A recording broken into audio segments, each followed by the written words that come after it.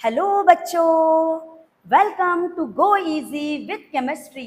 मैं रंजना बिहारे, आपकी अपनी मेंटर, और आज के इस वीडियो में आपके लिए लेकर आ रही हूँ laws of chemical combinations.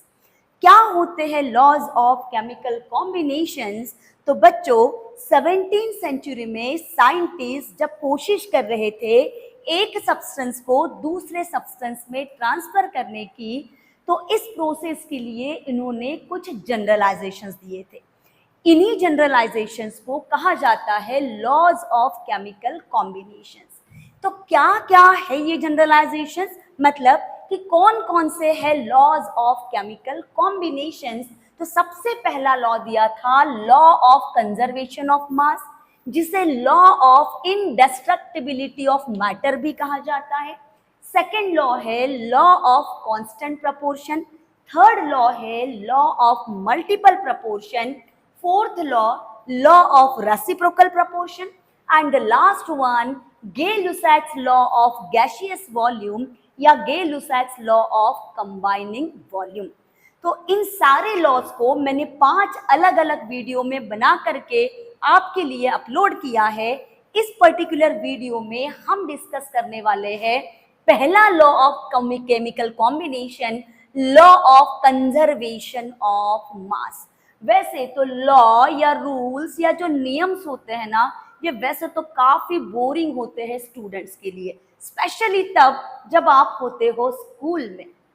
Timely school जाना है, यूनिफॉर्म प्रॉपर पहनना है, शूज प्रॉपर पहनना है, लेक्चर्स टाइमली अटेंड करना है, रिसेस में ही बाहर जाना है, होमवर्क कंप्लीट करना है, वगैरह वगैरह वगैरह वगैरह नियम या लॉज हमको दिन भर में बांध करके रखते हैं।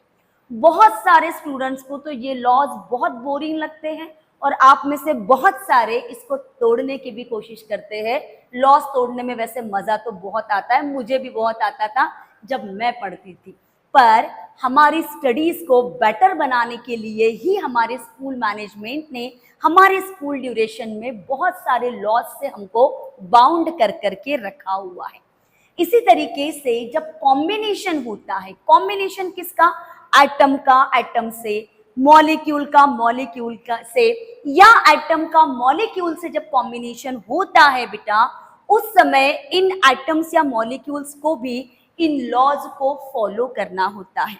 प्रॉपर कॉम्बिनेशन तभी होगा जब ये एटम्स या मॉलिक्यूल इन लॉज को ओबे करेंगे, अदरवाइज प्रॉपर कॉम्बिनेशन पॉसिबल नहीं है। तो इस वीडियो में हम डिस्कस करेंगे सबसे पहला law, law of conservation of mass, जिसे law of indestructibility of matter के नाम से भी जाना जाता है। सबसे पहला सवाल कि किसने दिया था ये लॉ? तो इस लॉ को दिया था बच्चों सर एंटोनी लैवोजियर ने। किसने दिया था? सर एंटोनी लैवोजियर ने। किसने दिया था? सर एंटोनी लैवोजियर ने। 9th स्टैंडर्ड में भी हमने इस लॉ को पढ़ा था और यहाँ हम इसको 11th क्लास में भी सेम लॉ को पढ़ने वाले हैं। तो क्या कहता है ये लॉ हमसे? लॉ का स्टेटमेंट जो कि आपकी स्क्रीन पर डिस्प्ले हो रहा है, मेरे साथ साथ आप भी वहां से रीड करेंगे। क्या कहता है ये लॉ? ड्यूरिंग एनी फिजिकल और chemical change, during any physical और chemical change, total mass of the product always equal to total mass of the reactant.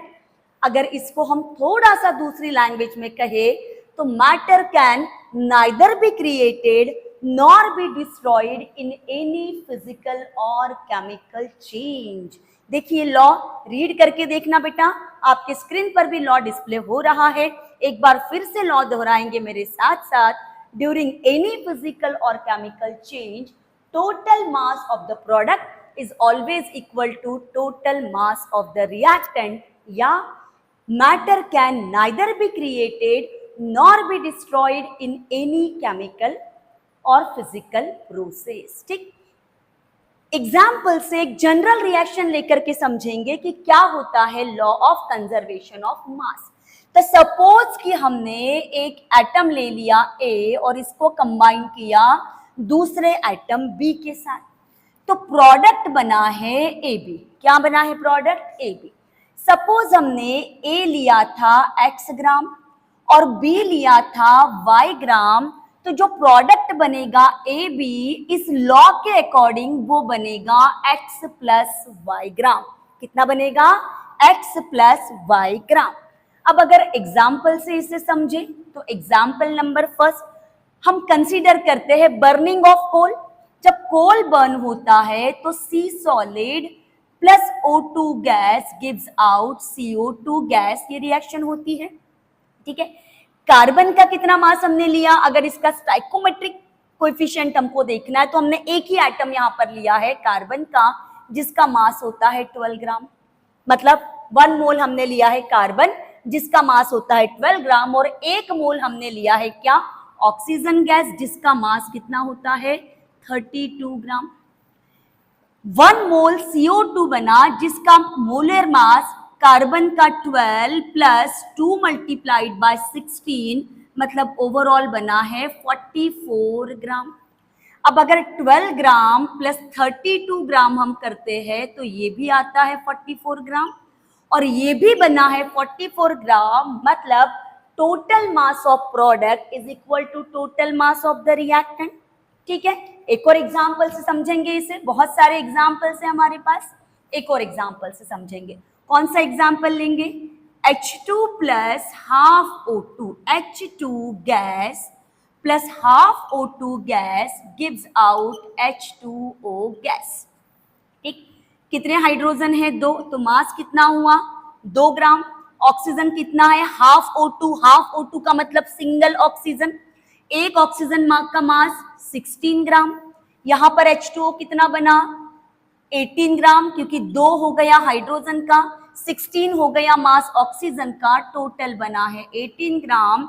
Reactant का मास भी 2 प्लस 16 इक्वल्स टू हुआ है 18 ग्राम। क्योंकि प्रोडक्ट और रिएक्टेंट दोनों का मास इसमें इक्वल है, इसका मतलब कि ये दोनों भी example law of conservation of मास को ओबे कर रहे हैं। अब ये जो लॉ ऑफ कंजर्वेशन ऑफ मास था, इसको वेरीफाई किया था लैंडोल्फ नाम के साइंटिस्ट ने, उनके लैंडोल्फ ट्यूब को यूज करके। ये जो यहाँ डायग्राम बना हुआ है ये लैंडोल्फ ट्यूब है बेटा, और इस लैंडोल्फ ट्यूब में इन्होंने रिएक्शन करवाई थी aqueous solution of silver nitrate और aqueous solution of sodium chloride की।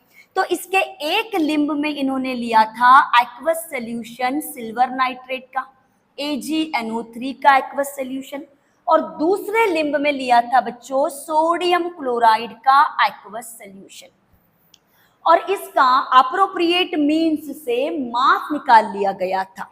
उसके बाद इस ट्यूब को शेक कर लिया। देखो ये H शेप का ट्यूब है जिसमें यहां से सोल्यूशन को मिक्स करने की जगह है। केयरफुली देखिए आप इसे, जब इसे शेक करते हैं तो ये ग्लास का बना हुआ जो apparatus है इसमें हमको क्लियर दिखता है कि रिएक्शन स्टार्ट हो गई है। कौन सी रिएक्शन होती है?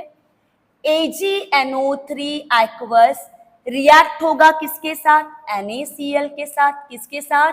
सोडियम क्लोराइड एक्वस के साथ, और यहाँ पर बनता है AgCl का व्हाइट कलर का PPT, साथ में बनता है NaNO3 एक्वस। ठीक है, तो इस व्हाइट कलर के ग्लास कलर के ट्यूब में, ट्रांसपेरेंट ट्यूब में हमको व्हाइट PPT दिखाई देने लगता है। तो रिएक्शन के बाद जब इन्होंने फिर से इसका मास लिया तो वो एग्जैक्टली उतना ही था जितना कि मास रिएक्शन के पहले था, और इसीलिए इस लैंडोल्फ ट्यूब को यूज करके इन्होंने प्रूफ किया था कि लॉ ऑफ कंजर्वेशन ऑफ मास जो है यह हर कंपाउंड के लिए, हर रिएक्शन के लिए ट्रू होता है। एक बार फिर से हम आते हैं इसके स्टेटमेंट पर। Who had given this law?